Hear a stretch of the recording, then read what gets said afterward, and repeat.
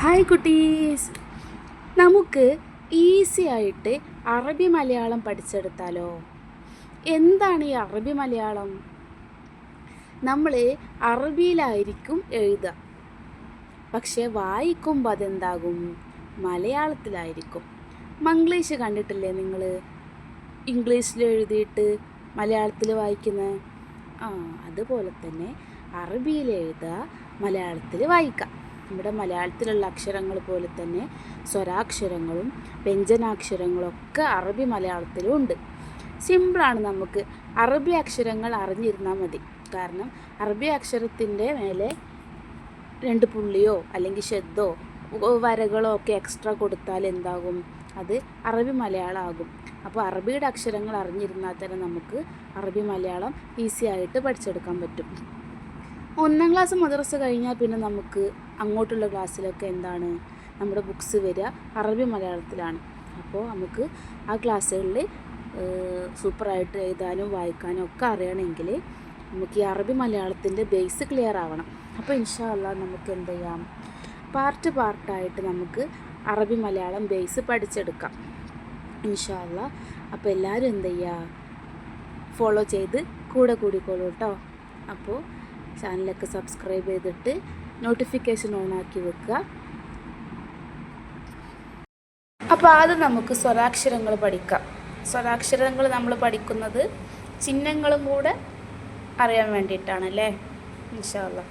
അപ്പം നമ്മുടെ first letter ഏതാണ്? ആ. ഏത്? ആ. ഹംസ കൊടുക്കൂല കേട്ടോ. ഇതാണ് ആ.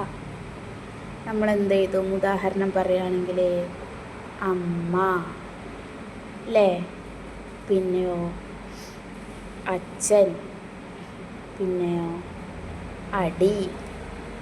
ഒരുപാട് ഉദാഹരണം ഞാൻ എഴുതാത്തത് നമ്മൾ വ്യഞ്ജനാക്ഷരങ്ങളൊക്കെ പഠിച്ചു വരുന്നതല്ലേ ഉള്ളൂ, അതുകൊണ്ടാണ് കേട്ടോ. അപ്പോൾ ആ എന്ന് എഴുതാൻ നമ്മൾ ഉപയോഗിക്കുന്നത് അലിഫിന് മുകളിൽ നമ്മൾ എന്ത് കൊടുത്തു? ഫത്ത് കൊടുത്തു. ഹംസ ഇല്ലാത്ത ഫത്ത് കേട്ടോ. നെക്സ്റ്റ് ഏതാ? ആ. അലിഫിന് മുകളിൽ വളഞ്ഞ ഫത്ത് കൊടുക്കുക. എന്തായി? ആ. ആ ചിഹ്നം അല്ലേ? നമ്മളെന്താണ് അലിഫിനെ നീട്ടാൻ നമ്മൾ എന്ത് കൊടുക്കും? ഫത്തഹിനെ നീട്ടാൻ നമ്മൾ എന്ത് കൊടുക്കും? അലിഫ് കൊടുക്കും അല്ലേ? അതാണെന്ത്? ബാക്കിയുള്ള അക്ഷരത്തിൻ്റെ കൂടെ നമ്മൾ ഫത്തഹ കൊടുത്ത് ഒരു അലിഫും കൂടെ എക്സ്ട്രാ കൊടുത്താൽ എന്തായി?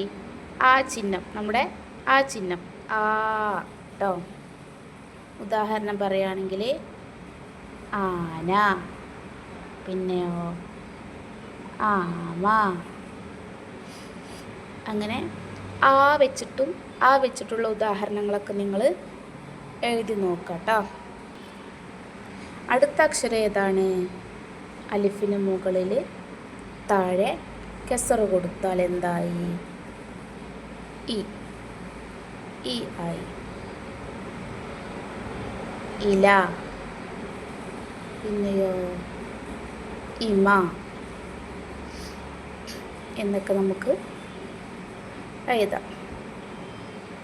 അപ്പോൾ അലിഫിന് താഴെ കെസർ കൊടുത്തു, ഈ ആയി. അറബി മലയാളം ഉപയോഗിക്കുമ്പോൾ നമ്മൾ ഹംസ ഉപയോഗിക്കത്തില്ല കേട്ടോ. ഹംസ അറബിയിൽ മാത്രമേ ഉള്ളൂ, അറബി മലയാളത്തിൽ ഇല്ല. അടുത്തത് എന്താണ്?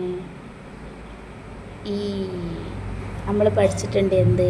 കെസറിനെ നീട്ടാണ് നമ്മൾ യാ ഉപയോഗിക്കുന്നുള്ളത് അല്ലേ? ഈ വരുന്നത് ഈ. എന്താ? ഉദാഹരണം പറയുകയാണെങ്കിൽ നമുക്ക് ഈറ, പിന്നെയോ ഈണം, ഈറ്റ എന്നൊക്കെ നമ്മൾ പഠിച്ചിട്ടുണ്ട് അല്ലേ? അപ്പോൾ 4 അക്ഷരമാണ് നമ്മൾ ഇന്ന് നോക്കിയത്. ആ, ഇ, ഈ. ഈ സെയിം മെത്തേഡ് തന്നെയാണ് നമ്മളെന്തും ബാക്കിയുള്ള അക്ഷരങ്ങൾക്കും ഉപയോഗിക്കുന്നത്.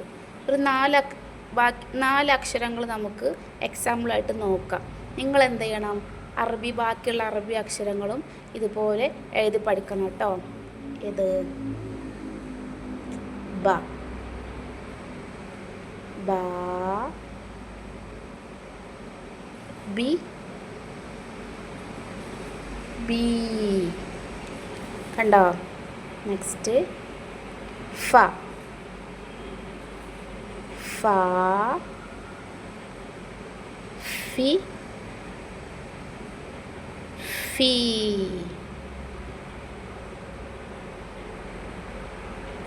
സ, സ, സി,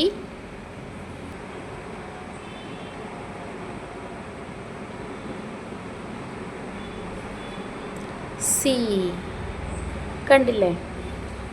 അപ്പോൾ നമ്മൾ സ്വരാക്ഷരങ്ങളിൽ ഉപയോഗിക്കുന്ന മെത്തേഡാണ് നമ്മൾ ചില്ലക്ഷരം നീട്ടാൻ ഉപയോഗിക്കുന്നത് അല്ലേ? നീട്ടാൻ ഉപയോഗിക്കുന്ന അക്ഷരങ്ങൾ സ്വരാക്ഷരങ്ങൾ പഠിഞ്ഞാൽ തന്നെ നമുക്ക് എന്ത് ചെയ്യും? നീട്ടാൻ ഉപയോഗിക്കുന്ന അക്ഷരങ്ങൾ, ചിഹ്നങ്ങൾ നമുക്ക് മനസ്സിലാക്കാൻ പറ്റും. നമ്മൾ മലയാളത്തിൽ അങ്ങനെയാണ് ചെയ്യുക അല്ലേ? ആ ചിഹ്നം, ഈ ചിഹ്നം, ഈ ചിഹ്നം, എ ചിഹ്നം, ഐ ചിഹ്നം എന്നൊക്കെ ഉള്ളത് നമ്മൾ സ്വരാക്ഷരത്തിൽ നിന്നാണ് നമ്മൾ ചിഹ്നങ്ങൾ എടുക്കുന്നത്. അപ്പോൾ സ്വരാക്ഷരങ്ങൾ പഠിച്ചാലേ നമുക്ക് ചിഹ്നങ്ങൾ എന്ത് ചെയ്യാൻ പറ്റൂ? മനസ്സിലാക്കാൻ പറ്റും. അപ്പോൾ ഈ ഒരു മെത്തേഡ് ഉപയോഗിച്ച് നമ്മൾ 3 അക്ഷരങ്ങൾ എഴുതിയിട്ടുണ്ട്, ബായും ഫായും സായും. നിങ്ങൾ എന്ത് ചെയ്യുക? മറ്റുള്ള അക്ഷരങ്ങളൊക്കെ ഒന്ന് എഴുതി നോക്കുക കേട്ടോ. ക, മ, സ, ഷ, ത്വ എല്ലാ അക്ഷരങ്ങളും എന്ത് ചെയ്യുക? എഴുതി നോക്കുക. അപ്പോൾ ഈ ഒരു 4 അക്ഷരം നമ്മളിന്ന് പഠിച്ചിട്ടുണ്ട്. ഇതൊന്ന് എന്ത് ചെയ്യുക? ഉഷാറായിട്ടൊന്ന് മൈൻഡിലാക്കി വെക്കുക കേട്ടോ. മറ്റുള്ള അക്ഷരങ്ങളും കൂടി നിങ്ങൾ ഇതുപോലെ എഴുതുകയാണെങ്കിൽ പെട്ടെന്ന് തന്നെ മനസ്സിലാക്കാൻ പറ്റും. എന്നിട്ട് ഒരു നോട്ട് എന്ത് ചെയ്യണം? നിങ്ങൾ അറബി മലയാളത്തിന് പഠിക്കാൻ വേണ്ടിയിട്ട് മാറ്റി വെക്കണം കേട്ടോ. എന്നിട്ട് ഓരോ ദിവസം പഠിക്കുന്ന അക്ഷരങ്ങളും എന്ത് ചെയ്യുക? ഇതുപോലെ ചെയ്ത് എഴുതി നോക്കുക. ഇനി നമ്മൾ ബാക്കിയുള്ള സ്വരാക്ഷരങ്ങൾ പഠിക്കുമ്പോൾ ഇതിൻ്റെ കൂടെ നമുക്ക് എന്ത് ചെയ്യുക? ബാക്കിയുള്ളതും കൂടെ എഴുതി കൊടുക്കാം ഇൻഷാ അല്ലാഹ്. അപ്പോൾ നെക്സ്റ്റ് പാട്ടുമായിട്ട് നമുക്ക് വീണ്ടും കാണാം.